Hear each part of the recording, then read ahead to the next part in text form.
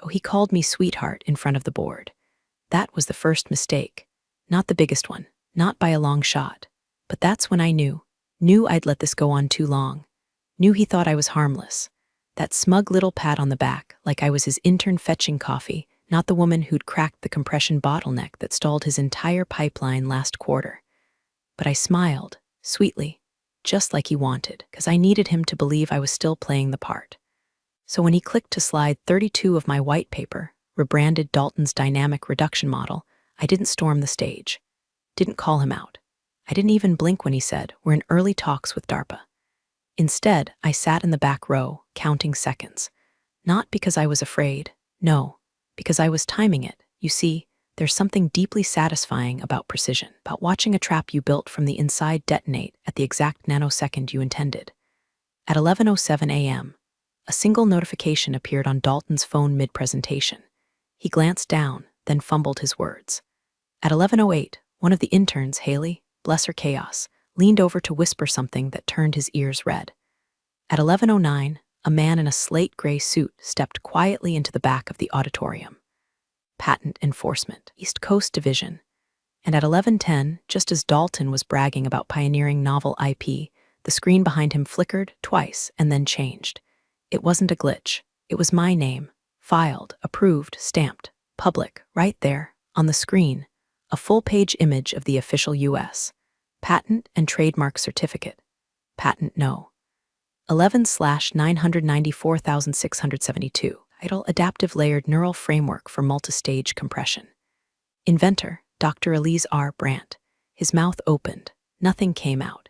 He looked like a man who just tried to rob a house, only to find the owner sitting at the kitchen table, drinking their coffee and holding a shotgun.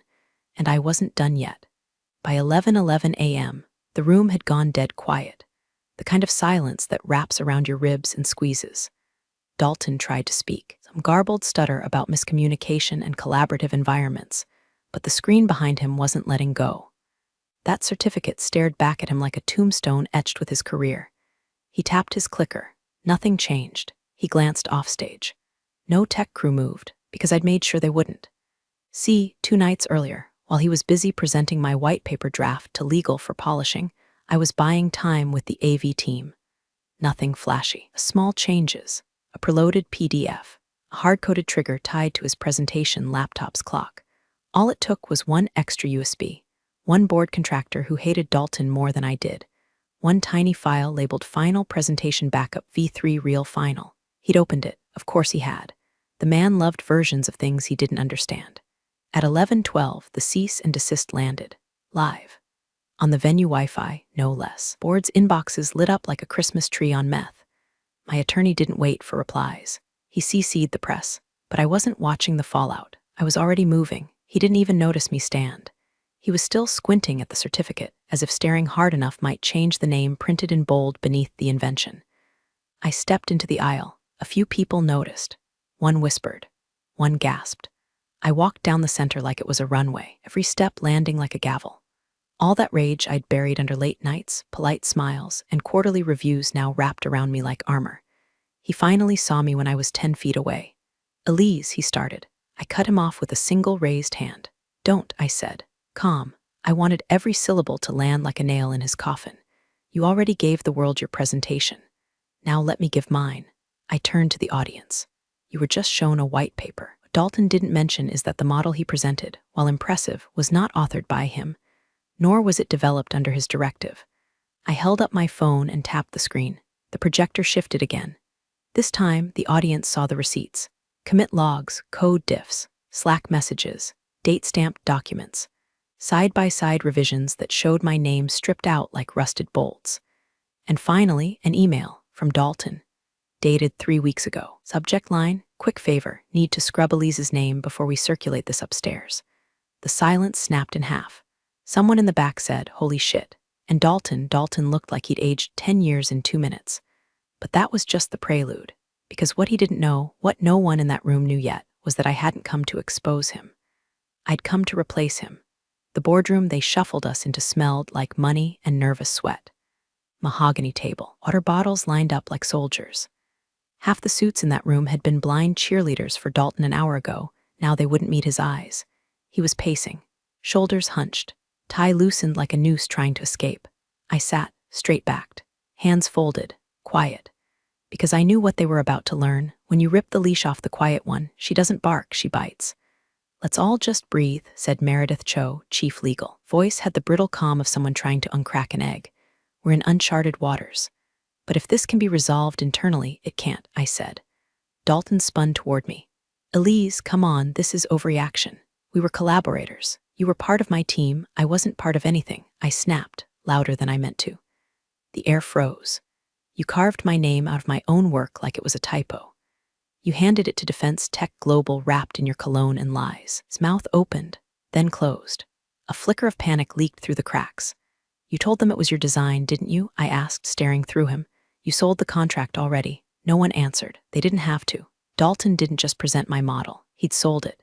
Inked a licensing agreement, 6 figures up front, more on delivery. And the moment my patent hit the airwaves, that agreement became radioactive. "I'll forfeit the royalties," he said too quickly. "Split IP. Hell, we can list you as co-inventor. Just delete the claim." "Elise, be reasonable. You think this is about money?" I laughed, short and sharp. "Dalton, if I wanted cash, I wouldn't have filed under my own name. I'd have auctioned the whole thing to your competitors with a bow on it." A few of the board members shifted. One scribbled something. I locked eyes with Meredith. "He lied to your faces. He signed legal documents under false authorship. That's fraud. If you try to bury this, you're all complicit." Dalton's voice cracked. "You're blowing up everything. Elise, do you have any idea what you're doing?" I stood. Slowly, "I do," I said. "I'm applying for your job." He laughed too loud. "You're joking." Meredith didn't laugh, neither did the CTO. They just stared, because I wasn't bluffing. I'd already filed a formal complaint with HR. I'd submitted my full architecture revisions with annotations. I'd attached a confidential memo detailing every time Dalton had overridden, delayed, or sabotaged progress in favor of his vision. I reached into my bag and slid a folder across the table. "Proposal," I said. "Give me 6 months. I'll rebuild this department from the ground up. I'll get you contracts without lawsuits, and I'll do it without treating your engineers like ghosts." No one spoke. Then Meredith whispered, "Jesus Christ." Dalton looked like he might throw up. But the twist, the real one, I hadn't even opened the second envelope yet. The one marked insurance only open if cornered. I had no intention of backing off, but I wanted him to try. I got the text at 3:17 a.m., blocked number, no signature. Just 6 words, "You shouldn't have pushed this far." I didn't reply. Didn't have to. Because if Dalton thought he could scare me back into the shadows, forgotten who built the shadows in the first place. See, he didn't know what I'd done while he was out doing his TED talks and sipping $18 cocktails with defense contractors. He didn't know about the backup drive in a safety deposit box across town, or the 3 sealed envelopes sitting in 3 different hands, each with a timed release set of documents and access logs, ready to go public if anything happened to me. But the part that really terrified him, I had nothing left to lose. He'd already tried to erase me. What's one more thread in the dark? By sunrise, I was sitting in a booth at Orson's Diner, across from someone who hadn't worn a suit since the crash of 08, but still made VCs flinch when his name hit a thread. "Dalton's spiraling," I told him, pushing a flash drive across the sticky table. "This is what he doesn't want the board to see. He's been cooking his productivity metrics, fudging benchmark reports, ghostwriting testimonials from defense analysts who don't exist." The man took a sip of coffee and smirked. "You're not just playing offense. You're firebombing the field." "I don't want to burn it all," I said. "I want him off the map." "You'll need allies," he said, "and something explosive." I slid him the second folder. The one Dalton never thought I'd touch. It was an NDA, signed by Dalton. Buried doc from 3 years ago, attached to a research trial that never made it past ethics review, because it was dirty. Because it involved synthetic recall induction in trauma patients. Because it killed someone. That project disappeared, or so Dalton thought. He scrubbed the name, repackaged it, changed a few parameters, and sold it as a therapeutic diagnostic. He'd slapped a bow on a corpse and called it innovation. And I had proof. "I need this in the right hands," I said, "not just to expose him. I want it to destroy any chance of a comeback. No TV spin, no podcast redemption arc. Nothing." He nodded slowly. "You're not just replacing him," he said. "You're erasing him." I smiled. But it didn't reach my eyes. "No," I said. "I'm just making sure the credits roll before he rewrites the ending."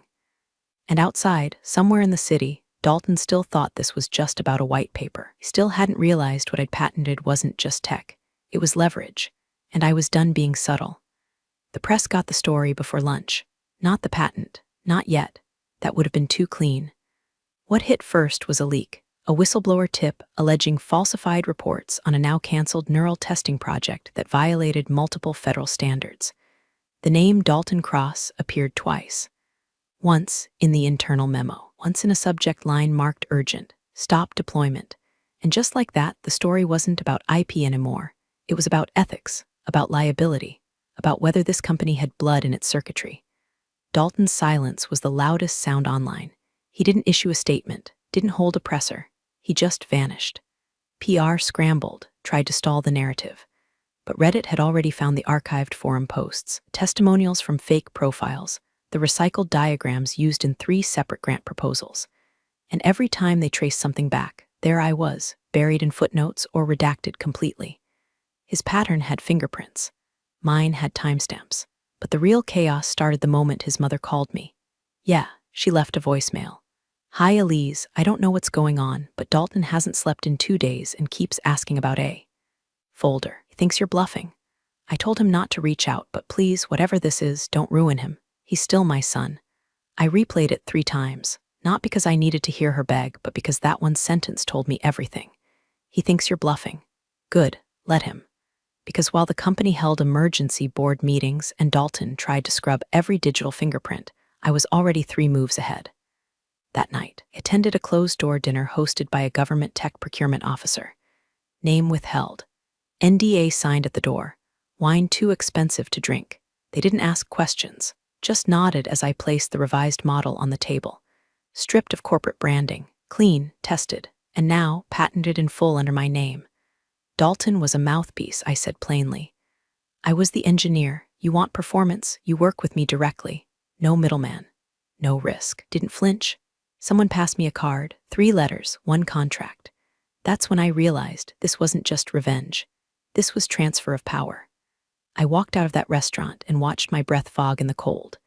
Somewhere out there, Dalton was probably pacing his penthouse, calling in favors, shredding documents that were already backed up across 3 clouds. I could almost hear him screaming into a phone, demanding to know who turned on him. Hadn't figured it out yet. It wasn't someone, it was everyone. The first time I saw Dalton after everything broke, he looked like someone wearing his own skin wrong. Unshaven, no tie, eyes bloodshot like the truth had been waterboarding him for days. It was in the elevator of all places, because of course it was. Same steel coffin where he used to smirk at me like I was just a flesh extension of his ambition. Now he wouldn't meet my eyes. He cleared his throat. Lise, we need to talk. I didn't answer. Just stared at the floor numbers tick by. You went nuclear, he said, trying to laugh like we were colleagues in some slapstick office tragedy. You ambushed me. You could have come to me first. Like you came to me when you scrubbed my name off the white paper, I asked. His jaw flexed. It was politics. Optics. You were disposable, I said, stepping in. You're right. That's what you thought. But here's the thing, Dalton. Don't get to cry sabotage when the grenade goes off after you pulled the pin. He leaned in, voice low and sour. They're going to tear you down, you know that? These people love a phoenix story, but they love burning one even more. You're not built for this kind of attention. I smiled, and it was the kind of smile that made people reconsider reality. I'm not here to survive the fire, I whispered. I am the fire. The elevator chimed. I stepped out. He didn't follow. By the end of that week, the board suspended him pending investigation, which was code for we don't want to be near you when the subpoenas land. They stripped his access, canceled his badge. HR leaked the exit quietly, buried between news of a quarterly earnings dip and a canned diversity initiative. But Dalton wasn't done. No, he always fancied himself the phoenix. What if he crawled into enough podcasts and sobbed just right about intellectual misunderstandings and a brilliant woman I failed to uplift, he could emerge as a fallen hero. So he went to the press. Not just the tech blogs, national outlets, glossy cover stories, teary-eyed rebrand videos, a documentary pitch. One headline literally said, "The man who gave her wings." I nearly choked on my coffee. He wasn't just rewriting history. He was selling it. Here's where things got fun. Because while he was on his redemption tour, spinning half-truths and desperate nostalgia, I was already working with compliance. You see, the ethics board never closed the file on the synthetic recall program. They just never had enough evidence to reopen it. Until now. Until I sent them a file labeled Patient X, Session 14 Raw Audio. I never intended for the public to hear it, but the leak came anyway. Dalton's voice, coaching a subject to relive trauma, promising calibrated healing, ignoring flagged brain activity. The recording cut off mid-scream. It spread like wildfire. His podcast deals evaporated. His redemption arc snapped in half like wet wood. Suddenly, no one cared about the white paper anymore. They were asking bigger questions now, criminal ones. They found him 3 days later in a rental car, parked outside a shuttered WeWork in Jersey City. Not dead. Get excited? Just half-conscious, dehydrated, and hugging a laptop like it could still love him back. The headlines were merciless, from visionary to liability. Neural pioneer implodes under ethics scandal. Dalton Cross, a case study in tech arrogance. I didn't gloat, not publicly. No petty tweets, no subtweets, no champagne-soaked Instagram captions, because this wasn't about fireworks. It was about fallout. And mine was still spreading. The company offered me a buyout first. 7 figures. Clean exit, gold-plated apology. The whole let's move on dance. I declined. Then came the counteroffer. Not from the company, from the Pentagon. See, while Dalton was selling vapor and lies, I was refining the compression model, turning what used to be academic into applied war tech. They wanted in. Exclusive rights, joint lab, dual-use clearance. I had one condition, full autonomy. My team, my terms. A clause stating Dalton Cross was permanently blacklisted from every tier of the project. They agreed in under 20 minutes. But before I signed, I had one last thing to do. The PTA meeting. You heard me right.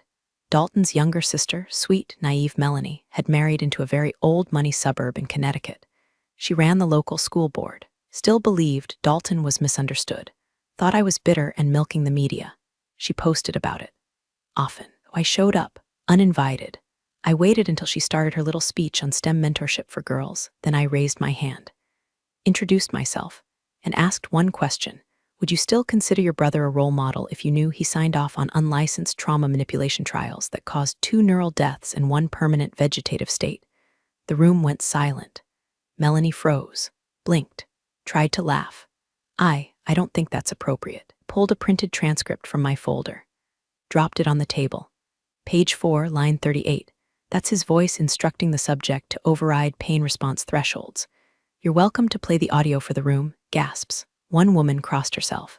Melanie just crumbled. No words, just wet eyes and silence. I left before anyone else could speak. Because sometimes closure isn't a conversation. It's a spotlight. And sometimes revenge isn't fire. It's factual, cold, undeniable, eternal. The contract was signed in a silent, windowless room with biometric locks and zero small talk. Just 4 people, 2 pens, 1 document that would reshape everything. I didn't smile. I didn't need to. The signature was enough. Mine, not Dalton's. Mine, in blue ink, right next to the words Lead Architect Neural Defense Systems Division. That title used to be his wet dream. Now it was just an echo in my inbox. I walked out into a foggy November morning, the kind that makes everything feel like a scene from a movie you don't quite remember watching. The city moved around me, unaware, uncaring, and I liked it that way. No more handshakes, no more networking brunches, no more men calling me kiddo while stealing credit with the grace of a raccoon in a trash can, just silence and forward motion. Dalton, last I heard, he was living off the grid, some startup in Iceland funded by crypto bros who hadn't yet Googled his name. He sends out monthly newsletters now, neurophilosophy essays full of AI buzzwords and redemptive nonsense. Nobody reads them. He tried contacting me once. Email subject line, "Can we talk?" I didn't open it. Instead, I printed it, framed it, hung it in my new office, right below the patent, right beside the award from the defense secretary. And under that, a sticky note, my own handwriting. Just 2 words, not yours, because that's what this was about, always. Not revenge, not even justice. Just reclamation of voice, of value, of name. He built a kingdom of mirrors and called it legacy. I shattered it, then built something real out of the pieces. And now, when they talk about innovation in the neural space, they don't mention him. They say my name, clearly, loudly, and with respect. Appreciate you sticking around, you wise old rebels. Smash that subscribe button, or this fossil might just cause another epic fiasco.